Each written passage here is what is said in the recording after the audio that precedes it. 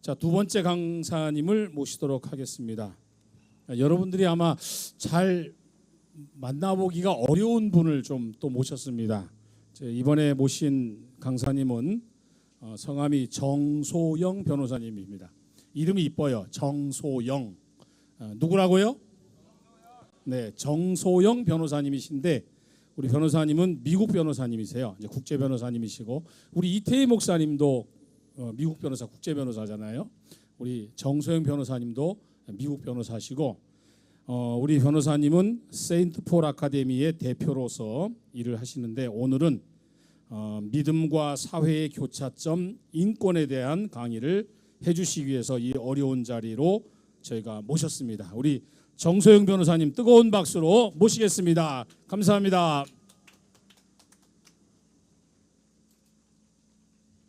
여러분 안녕하세요. 아니 여기가 지금 광장 기도회 플러스 학교잖아요.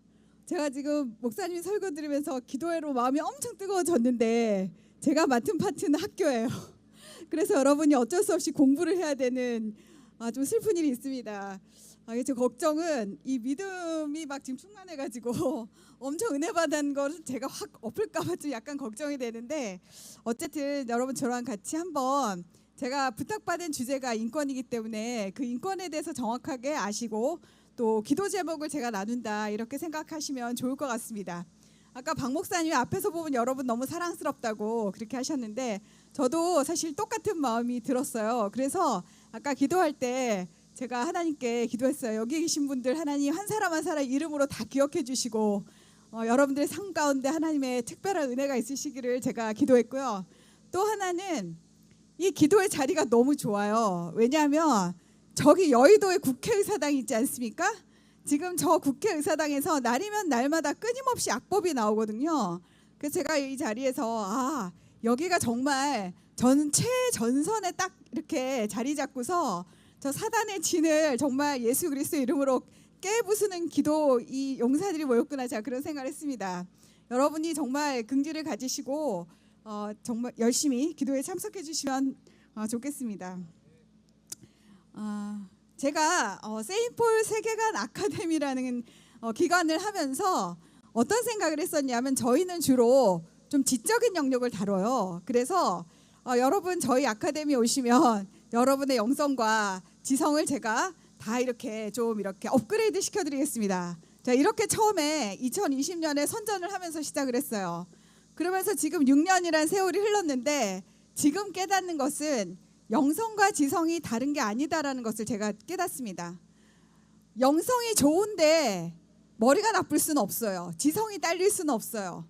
그리고 지성이 뛰어난데 영성이 없을 수는 없어요. 왜냐하면 모든 지성과 영성의 근본이 여호와를 경외하는 것이기 때문입니다. 여러분 지금 제가 여기 여러 성경 구절을 갖고 왔는데 같이 한번 읽어보시겠습니다. 시작. 여호와를 경외하는 것이 지식의 근본이거늘 미련한 자는 지혜와 훈계를 멸시하느니라. 네, 그 다음은 여호와를 경외하는 것이 지혜의 근본이요 거룩하신 자를 아는 것이 명철이니라. 내 백성이 지식이 없으므로 망하느도다. 내가 지식을 버렸으니 나도 너를 버려 내 제사장이 되지 못하게 할 것이요 네가 내 하나님의 율법을 잊었으니 나도 내 자녀들을 잊어버리리라. 정말 무시무시한 말씀이죠. 그들이 버린 지식, 이스라엘 백성이 버린 지식은 하나님을 아는 지식이에요. 하나님의 말씀에 대한 지식이 없으므로 이들이 망했다는 것입니다. 그래서 여러분 나 기도 많이 해, 나 기도빨 좋아 이렇게 하면서 말씀이 없으신 분은 영성이 좋은 게 아닙니다. 잘못된 영성으로 갈 가능성이 매우 높으신 분이고요. 나 신학적 지식이 엄청 많아 이렇게 교만하지만 실제로는 그 지식이 아무런 소용이 없는 분들을 제가 너무 많이 보았습니다. 여러분 그래서 모든 것이 하나님께로부터 나옵니다. 그 사실을 분명히 기억하시고 그렇다면 우리가 요즘 많이 듣는 인권도 하나님으로부터 나오는 것입니다. 그래서 옛날에는 저희가 인권을 천부 인권 이렇게 얘기를 했어요. 천부, 하늘이 부여한 인권이다. 인간의 권리라는 거죠. 그 하늘이 누굽니까? 창조주 하나님이십니다. 그리고 그 하나님께서 우리에게 인권을 부여하신 그 토대가 되는 말씀이 창세기 1장 27절에서 28절 말씀인 것입니다. 하나님이 자기 형상 곧 하나님의 형상대로 사람을 창조하셨다. 세상의 모든 피조물 가운데 유일하게 하나님의 형상을 부여받은 존재가 인간입니다. 그래서 인간은 그 사람이 똑똑하든 멍청하든 아니면 그 사람이 몸에 장애가 있든 장애가 없든 그 사람이 어리든 늙었든 상관없이 그 존재 자체로 하나님께서 부여하신 본질적인 존귀함이 그 사람에게 들어있는 것입니다. 그래서 우리의 인권의 출처는 하나님께서 주시는 것이고 그 인권의 토대는 우리가 하나님의 형상으로부터 지음받았다는 그 사실에 있는 것입니다. 제가 가끔 인권 설명을 하면서 예를 들어 드리는 것이 있어요. 여러분 요즘에 강아지들 많이 좋아하시죠? 그래서 강아지를 좋아하는 분들이 동물권을 달라고 그런 운동을 많이 하십니다. 여러분 강아지가 언제 우리한테 주인님 우리에게 동물권을 좀 주세요. 우리 이렇게 사는 게 너무 힘들어요. 이렇게 말한 적 있습니까? 없어요. 강아지는 아무 생각이 없어요. 강아지는 그냥 밥 잘 주고 그냥 있으면 되는 거예요. 그런데 강아지를 초월하는 강아지를 너무 사랑하는 강아지 주인이 보니까 이 강아지도 먹을 거를 제대로 줘야겠구나. 이 강아지도 최소한 너무 지저분한 데서 살도록 내버려두면 안 되겠구나. 이 강아지도 사람들한테 매를 맞고 학대를 당하면 안 되겠구나. 그렇게 생각해가지고 강아지에게 동물권을 주려고 하는 것이죠. 강아지는 한 번도 우리한테 달라고 한 적이 없어요. 그렇지만 강아지를 초월하는 존재인, 강아지를 훨씬 초월하는 그 존재인 인간이 사랑과 은혜로 주는 것이 동물권입니다. 그것을 인간의 인권에다가 비유하면 똑같아요. 우리는 인권을 달라고 할 자격도 없고 우리가 인권을 달라고 한 적도 없습니다. 그러나 우리를 너무나 사랑하신 하나님께서 우리를 자녀로 창조하시고 보니까 이 나의 자녀들이 이런 것들은 좀 누리고 살았으면 좋겠다. 너희들이 생명권은 있으면 좋겠다. 함부로 너희 생명을 해하는 일은 없으면 좋겠어. 그리고 너희들이 좀 자유롭게 살았으면 좋겠어. 하고 싶은 거 하고 하고 싶은 말 하고 그런 정도는 나의 형상을 입었으니까 했으면 좋겠어. 그리고 난 너희들이 행복했으면 좋겠어. 그렇게 해서 주신 것이 인권입니다. 그래서 천부 인권이죠. 그러면 하나님이 주신 거는 인권이지만 하나님이 준 적도 없는 거는 인권이 아닌 것입니다. 그렇죠? 하나님이 주지도 않은 권리가 어떻게 우리에게 올 수 있습니까? 그것은 정말 말도 안 되는 얘기입니다. 그런데 문제는 하나님이 우리에게 권리를 주셨을 때는 반드시 그에 따른 책임도 우리에게 물으시겠다는 것입니다.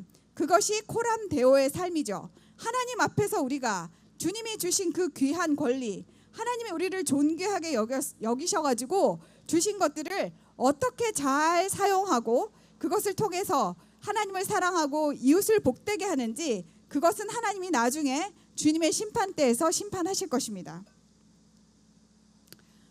이 세상에는 대표적인 천부 인권을 나타낸 선언문들이 있어요. 제가 오늘 3가지를 소개해 드리는데 이 3가지 모두 다 아주 큰 사건들 뒤에 생겨난 문서들입니다.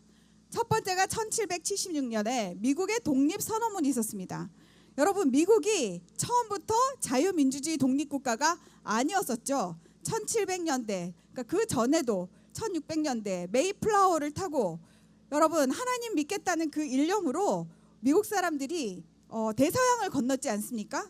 그 대서양을 건너면서 엄청나게 많은 사람들이 죽었어요. 배 안에서 죽고 몇 명 남아가지고 정말 아무것도 없는 황량한 땅에 딱 내려가지고 교회 짓고 학교 짓고 그렇게 만든 나라가 미국입니다.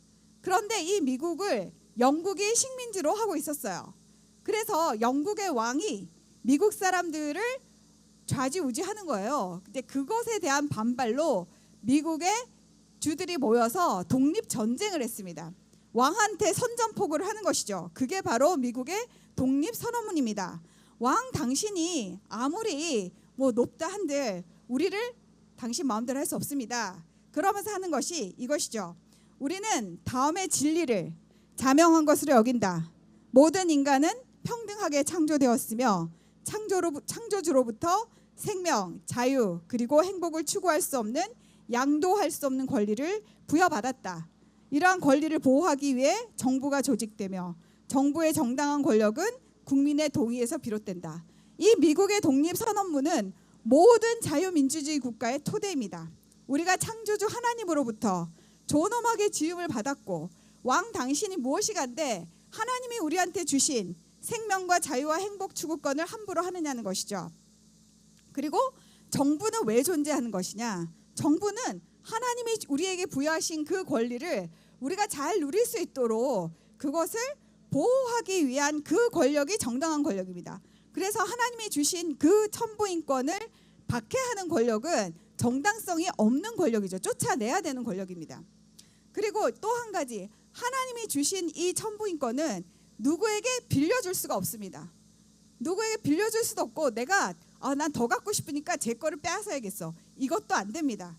아무한테도 양도할 수 없는 권리라는 것이죠.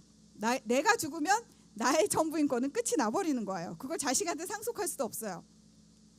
첫 번째, 미국의 독립선언문은 왕에 대한 미국의 선전포고였고요.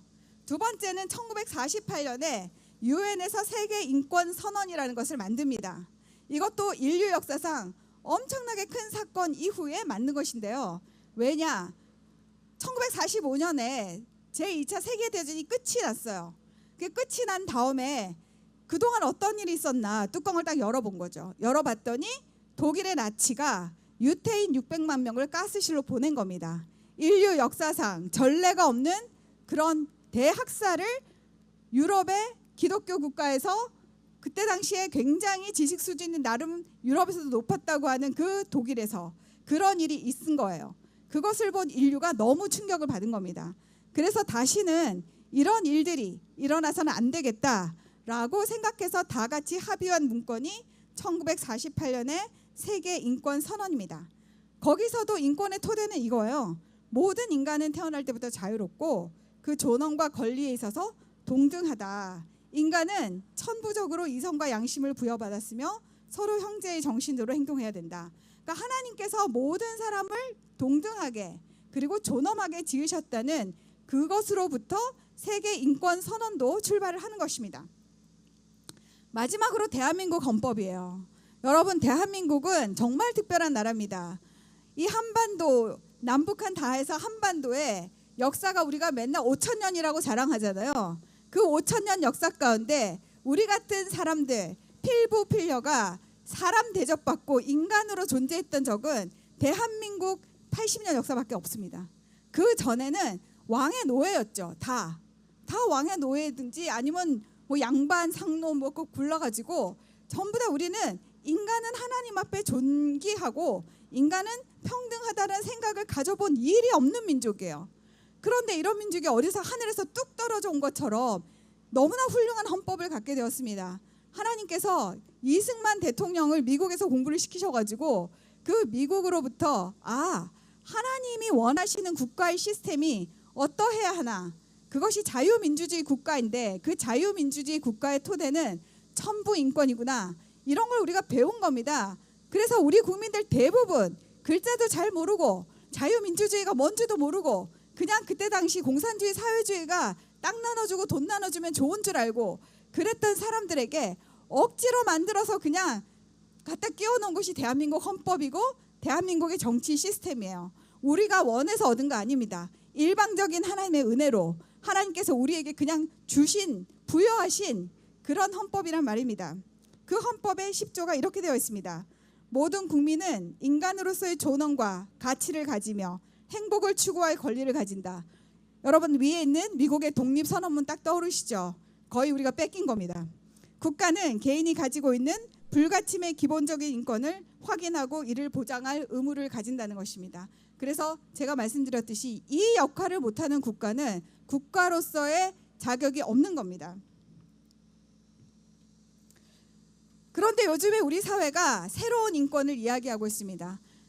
하나님이 주시지 않은 인권은 인권이 아니라고 세계인권선언도 얘기하고 우리나라 헌법도 얘기하고 자유민주주의의 기본 문건인 미국의 독립선언도 그렇게 얘기하고 있는데 21세기 지금 전 세계는 포스트 모더니즘의 시대가 되어서 각자 자기 소견에 옳은 대로 살아가고 있거든요. 그러니까 내 생각에 이게 인권이다 생각하면 그게 인권이 되는 그런 시대에 우리가 살고 있는 것입니다.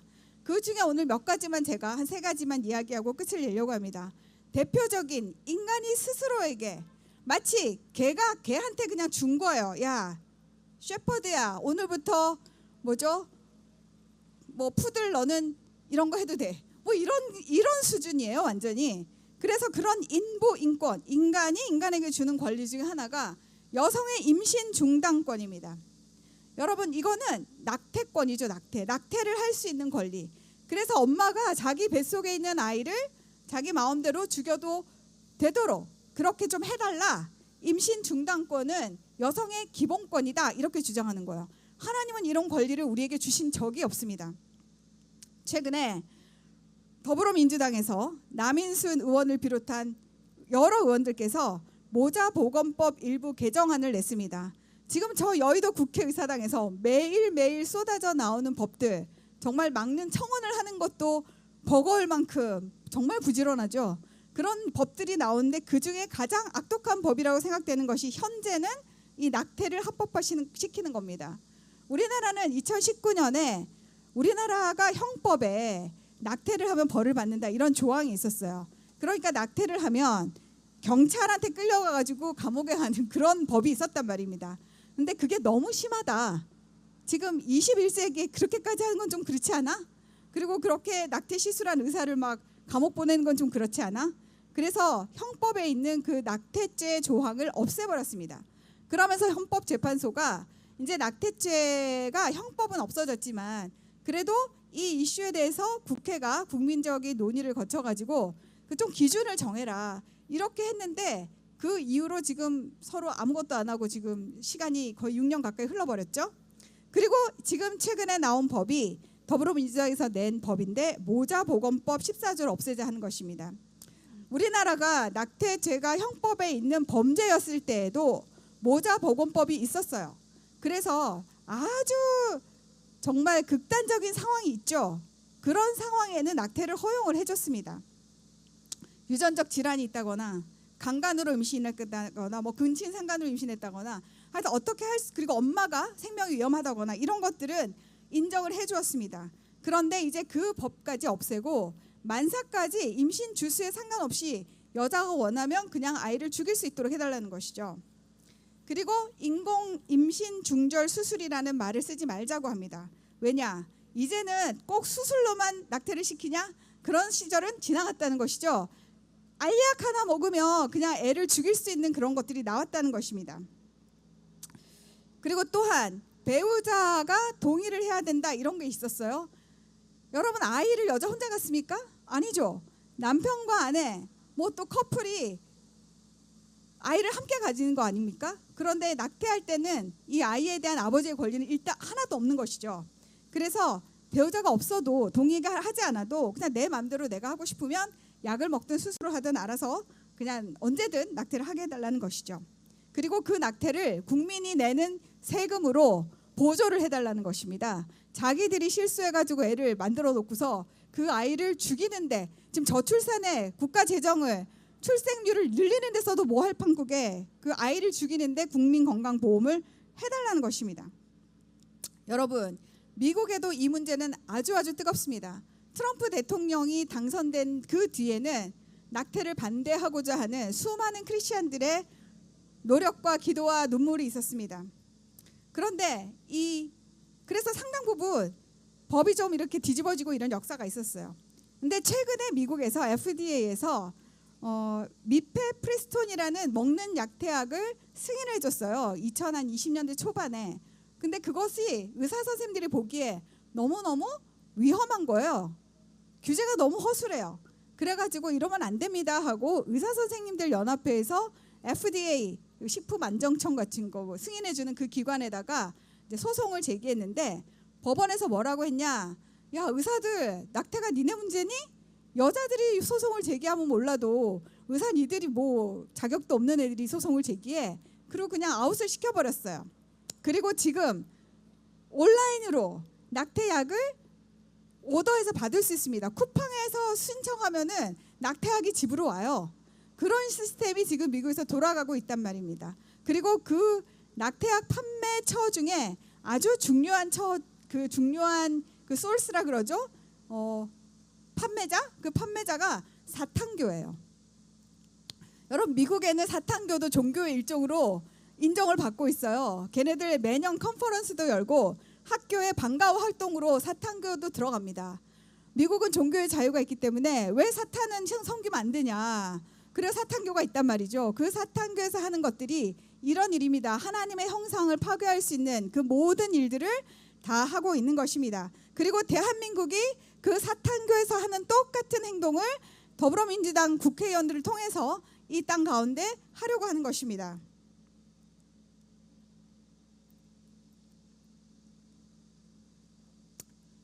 두 번째는 성별 및 성적 자기결정권이죠. 여러분 트랜스젠더 이런 말 많이 들어보셨죠? 이제는 더 이상 낯선 말이 아닙니다. 그리고 동성결혼 곧 우리나라에 지금 합법화 되게 생겼습니다. 성별 자기결정권, 내 성별 정체성은 내가 남자든 여자든 그 밖에 무엇이든 내가 결정하겠다라는 것이 서구 사회의 젠더 이데올로기를 우리나라를 휩쓸었습니다. 그 결과 서구 사회는 지금 한 20-30년 지나니까 정신을 차리고 있어요. 야, 트랜스젠더 했던 사람들이 다 후회하고 지금 자기 트랜스젠더 만들었던 의사들 막 고소하고 지금 난리가 아닌데 우리나라는 20년쯤 늦게 들어오는 거예요. 그래서 2022년에 어떤 미성년 자녀를 둔 아버지가 여자로 변경을 했어요. 성별을. 그때 이혼 상태라는 이유로 아이들에게 큰 영향이 없다. 그래서 우리나라 법원에서 그래 너 여자 해라 이렇게 허가를 해줬어요. 적어도 미성년자 자녀가 있는 경우는 허가를 해주지 않았었어요. 옛날에는. 근데 지금은 그것도 해주는 시대가 되었단 말입니다. 대한민국 이야기입니다. 2025년 8월에는 수술 없어도 성별 정정이 가능합니다. 이제 내가 수술하지 않고 내가 그냥 여자라고 생각해 라고 이야기하면 되는 시대가 지금 대한민국의 8월 현황입니다. 너무나 무서운 얘기죠.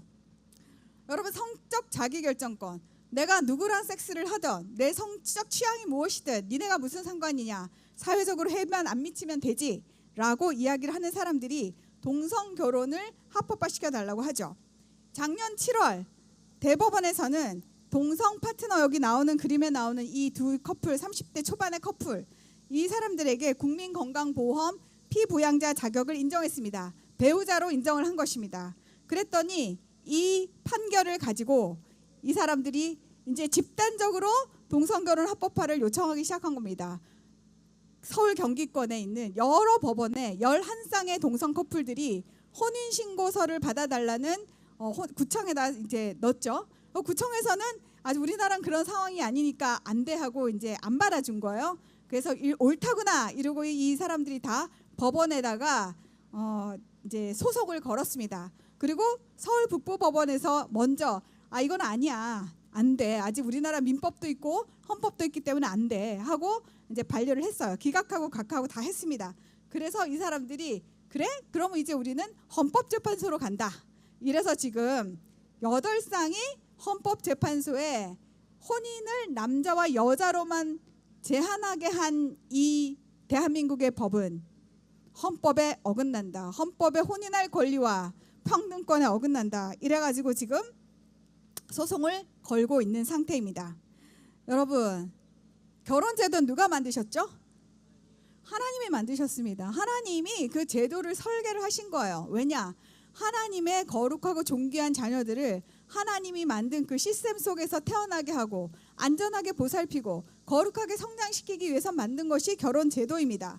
인간들이 즐거워하고 그냥 자신의 행복을 위해서 그냥 하르라고, 그게 결혼이 아니라는 것이죠. 그런데 지금 이 21세기에 대한민국에 있는 성소수자 운동을 하시는 분들은 그냥 결혼은 두 사람이든 사람이 아니든, 요즘엔 사람 아닌 것까지, 최근에 보니까 AI를 탑재한 로봇 애인도 생기고, 제가 어제 뉴스 보니까 중국에서는 벌써 그 로봇이 그 자궁을 가지고 아이를 이렇게 뵐 수가 있대요. 중국에서 만들었답니다. 2026년에 프로토타입이 나오고 가격은 14,000불 정도 될 거라는 예상을 하고 있습니다. 그러니까 이런 식으로 지금 동성 결혼이 문제가 아니라 정말 인간의 존엄성 자체를, 동성애자들은 내추럴리 자연적으로 아이를 못 가지니까 다 그런 디바이스 기술 다 인용을 해야 되잖아요. 지금은 대리모를 이용하지만 조만간 로봇을 이용할 수 있단 말입니다. 그러면 인간의 무엇인가, 인간의 존엄성 무엇인가에 대한 근본적인 질문을 우리가 던질 때가 곧 옵니다. 이번에 국가인권위원회 상임위원으로 두 분이 추천이 됐어요. 그 전에도 어떤 분이 추천이 됐는데 반동성애 운동했다고 아웃됐습니다. 이번에 두 분 추천했는데 그분들이 이번에 또 더불어민주당에 의해서 아웃됐습니다. 이유는 개신교이고 반동성애 세력이고 극우라는 이유 때문이었어요. 여러분, 앞으로 공직에 가려면 개신교 하시면 안 됩니다. 동성애 반대하시면 공직 못 갑니다. 그리고 이런 집회 모이시면 여러분 극우 소리 듣습니다. 지금 우리나라가 그런 상황에 처했습니다. 마지막으로 제가 극단적인 환경권과 동물권에 대해서 이야기하겠는데요. 요즘에 참 제가 굉장히 개인적으로는 아직도 적응이 안 되는 게 강아지가 유모차 타는 거예요. 저는 이게 강아지가 좋아서 타는 거라고 생각지 않습니다. 강아지는 뛰고 싶겠죠. 국민이 그 주인이 발을 씻기는 게 귀찮을 따름이지. 어쨌든 이러한 현상들은 자신들이 알고 그러든 모르고 그러든지 간에 대단히 진화론적인 이 세계관을 베이스로 하고 있습니다. 진화론이 무엇입니까? 인간과 동물은 본질적으로 다른 게 없다는 거예요. 같은 공통의 분모로부터, 공통의 세포로부터 분화되어 나왔기 때문에 그냥 나는 운이 좋아서 인간으로 분화되었고 너는 운이 없어서 동물로 분화되었으니 우리는 다 형제인 겁니다. 그러니 얘는 유모차를 태워야죠. 그렇죠? 그리고 얘는 나랑 똑같은 걸 먹고 똑같은 것을 누려야 되겠죠. 어떤 분은 강아지한테 아주 비싼 가구도 사주는 걸 제가 봤는데, 그리고 강아지 영양제 같이 막 나눠 먹고 이러더라고요.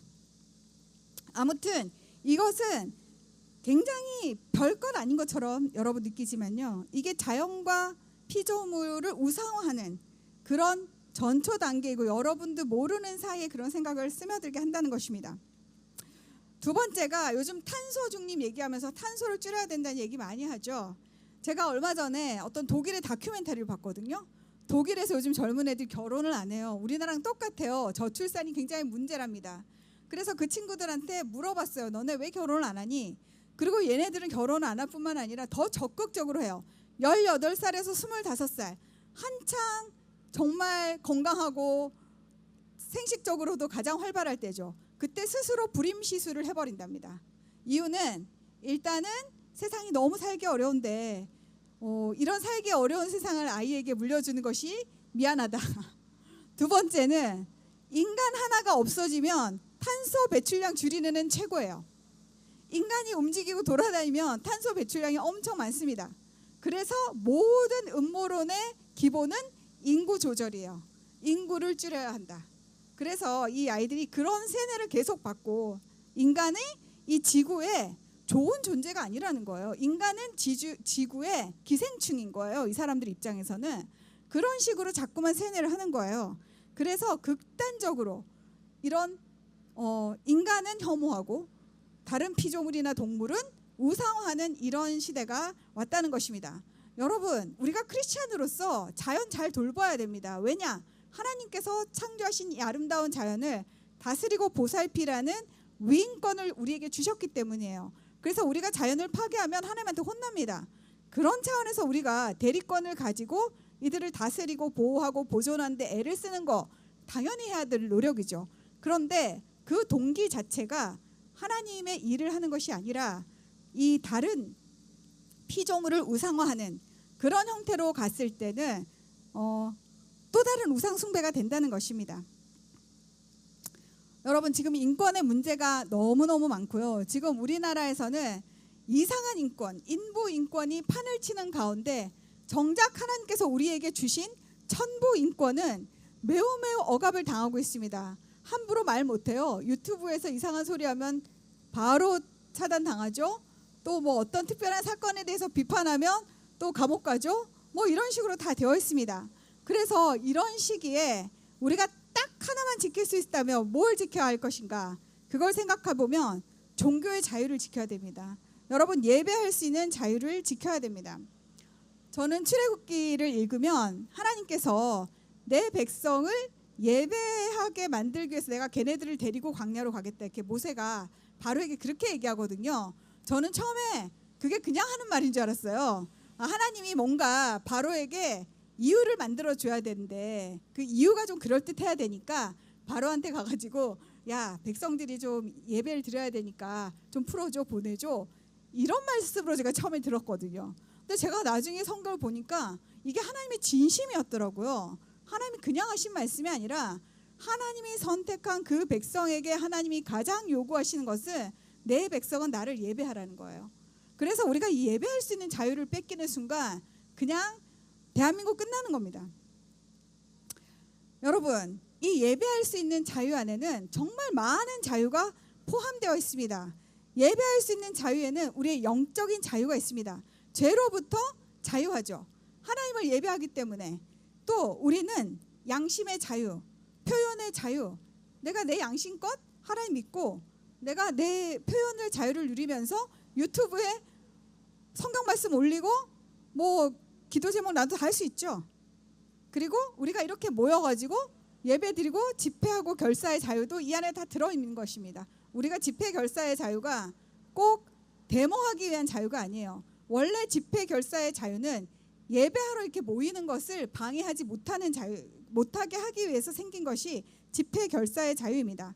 여러분, 우리가 돈이 왜 필요합니까? 사유재산, 내 마음대로 재산을 처분할 수 있는 권리가 왜 필요하겠습니까? 내가 하나님께 드리고 싶은데 국가가 너 주지 마, 이렇게 하면 안 되지 않습니까? 국가가 헌금 몇만 원 이상 하지 마, 이런 나라에 살고 싶습니까?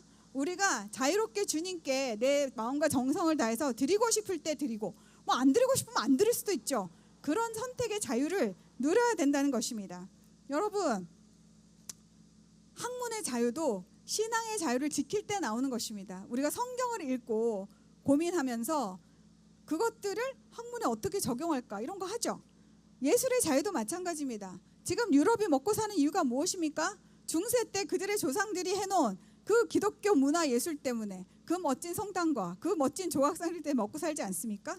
그러니까 이 모든 자유, 우리가 현대인이 향유할 수 있는 모든 자유는 사실은 종교의 자유, 예배할 수 있는 자유, 거기서부터 나오는 것입니다.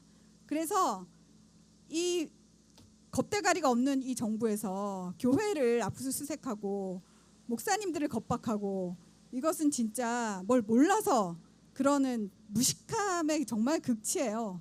반달리즘과 야만의 극치인데 그것도 뭐 그게 야만인 줄도 모르고 하는 이게 진짜 문제인 것이죠. 여러분, 제가 이제 말씀을 좀 맺으려고 그러는데요. 지금 우리가 국가적으로 너무 큰 죄악을 하나님 앞에 저지르고 있습니다. 여기 나오신 분들은 괜찮은데 그렇지 않은 많은 한국교회 분들이 정말로 무엇이 무엇인지 구별을 못해요. 그래가지고 자신이 하고 있는 발언이나 생각이나 이런 것들이 하나님의 뜻에 맞는 것인지 아닌 것인지도 구별을 못합니다. 제가 아까 영성과 지성은 다른 게 아니라고 말씀드린 게 바로 이 영역이에요. 성경 맨날 읽는데 어디 가서는 낙태 찬성하고 있습니다. 성경 맨날 읽는데 기도 맨날 하는데 정당을 찍을 때는 차별금지법 찬성하는 정당을 찍어요. 그러니까 이거는 인지 부조화이죠. 우리가 이런 것들을 극복하고 진짜 제대로 하나님을 알고 예배할 때 아까 목사님께서 말씀하신 것처럼 하나님께서 그의 권능으로 이 나라를 구해주실 줄 믿습니다. 제가 여러분들과 함께 나누고 싶은 기도 제목 이렇게 했는데요. 목사님 나오셔서 기도회 마무리하시고 인도하실 때 진짜 이 주제를 가지고 함께 기도하셨으면 좋겠습니다. 감사합니다.